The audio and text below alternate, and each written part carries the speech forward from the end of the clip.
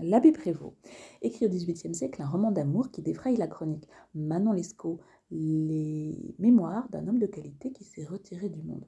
Le libertinage de l'héroïne, qui pousse le narrateur dégrilleux à sa porte, se lit avec calme et puis non sans une certaine volupté. Alors en quoi cette page mérite-t-elle notre intérêt? Il s'agit des retrouvailles du père, il fait sa visite à son fils qui a été jeté en prison pour la 3e fois, c'est un criminel. Il est plus ou moins souteneur de Manon, il est assassin et il est escroc dans des jeux de hasard. Le père lui a adressé des reproches, le fils bien sûr a sali son nom et a insulté le ciel, et voici le plaidoyer que présente le fils, qui va s'articuler en 2 temps, c'est-à-dire que de manière alternée, on a ce qu'il pense dans son fort intérieur et on a ensuite la prise de parole. Comment est-ce qu'il va réussir à persuader, bien plus qu'à convaincre, son père de son innocence? Quoique je fusse obligé de reconnaître que je méritais une partie de ces outrages, il me parut néanmoins que c'était les porter à l'excès. Je crus qu'il m'était permis d'expliquer naturellement ma pensée. Je vous assure, monsieur, lui dis-je, que la modestie où vous m'envoyez devant vous n'est nullement affectée. C'est la situation naturelle d'un fils bien né qui respecte infiniment son père, et surtout un père irrité. Je ne prétends pas non plus passer pour l'homme le plus réglé de notre race. Je me connais digne de vos reproches, mais je vous conjure d'y mettre un peu plus de bonté et de ne pas me traiter comme le plus infâme de tous les hommes. Je ne mérite pas des noms si durs. C'est l'amour, vous le savez, qui a causé toutes mes fautes. Fatale passion, hélas, n'en connaissez-vous pas la force? Le passage s'ouvre par une concession. Le fils fait amende honorable. On note tout de suite une noblesse dans le ton, quoique je fusse subjonctif imparfait.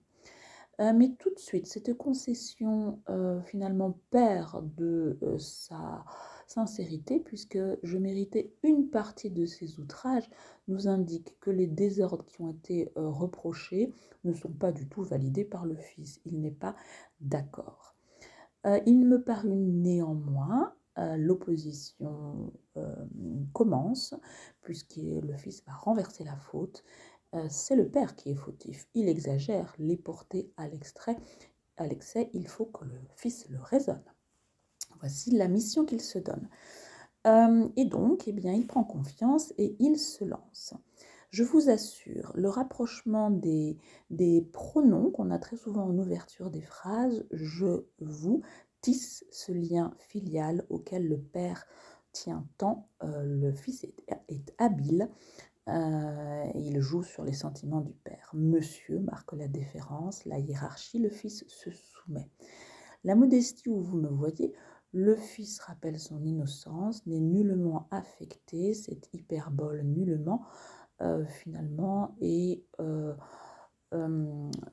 l'aveu que le fils est sincère, alors que bien sûr, plus il le dit, plus il est hypocrite. Il rappelle sa haute naissance dont il s'est créé à son père, un fils bien né, l'adverbe infiniment,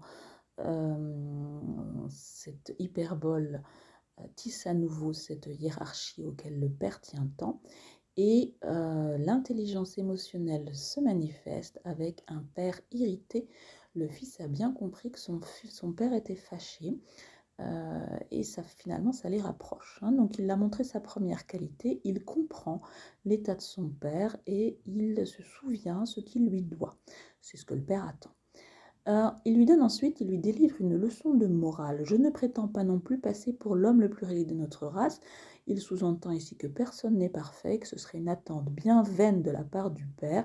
Il lui dit d'être un peu moins idéaliste et c'est un conseil.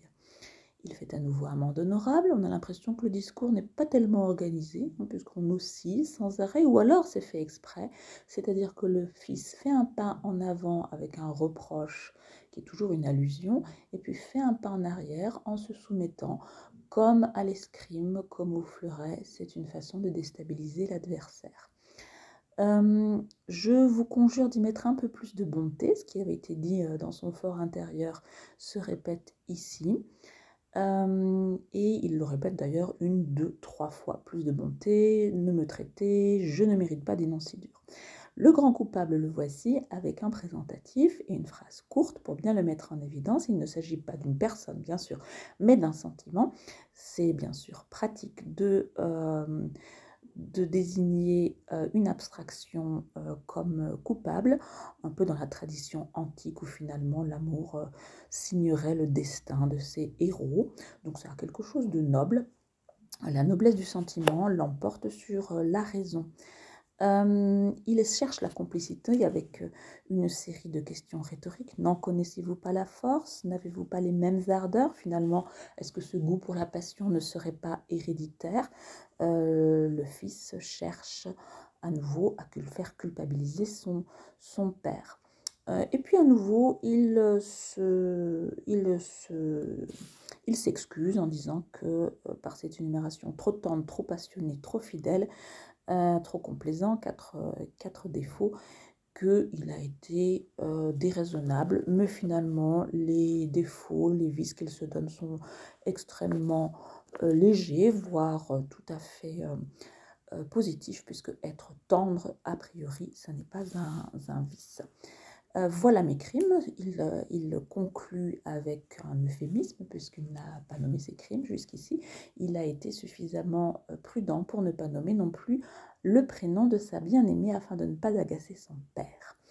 Allons, mon père, l'affaire est conclue, c'est lui qui mène le discours et qui rappelle son lien pratiquement féodal de fidélité.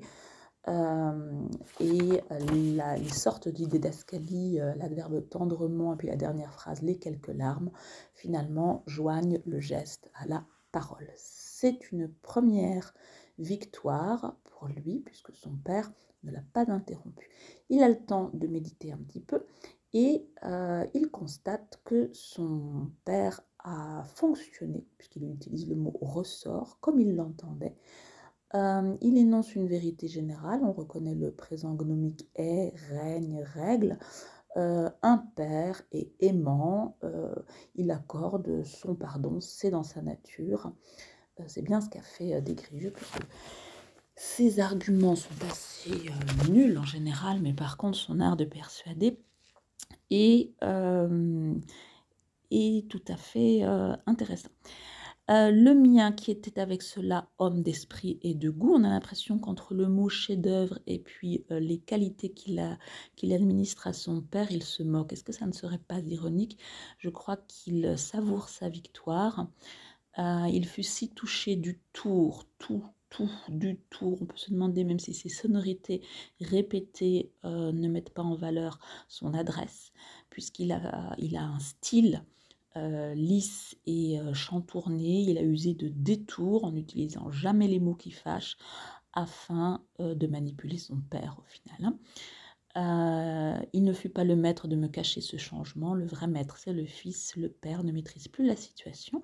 Il accorde sa pitié par une phrase courte et après que les hommes se sont donné l'accolade, je l'embrassai. Eh bien, le père, c'est lui qui prend les devants et qui glisse du côté des malfaiteurs, c'est-à-dire que d'une manière illégale, il aimerait faire évader son fils. Quels moyens prendrons-nous pour te tirer d'ici? En somme, Des Grieux, il doit son salut à sa mauvaise foi, à ses mensonges par omission et à son éloquence. Parce que ses arguments puérils sont nuls et non avenus face à une conduite qui ne présente aucune circonstance atténuante. Sa condamnation, pour moi, elle est sans appel. Alors, d'une part, moi, il m'horripile parce qu'il abuse d'un père vieillissant, d'un père aimant, de ses privilèges, évidemment. Et puis, en même temps, il est charmant parce qu'il parle de manière effectivement modeste.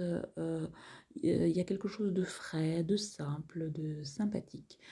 Des Grieux, c'est peut-être du Mozart.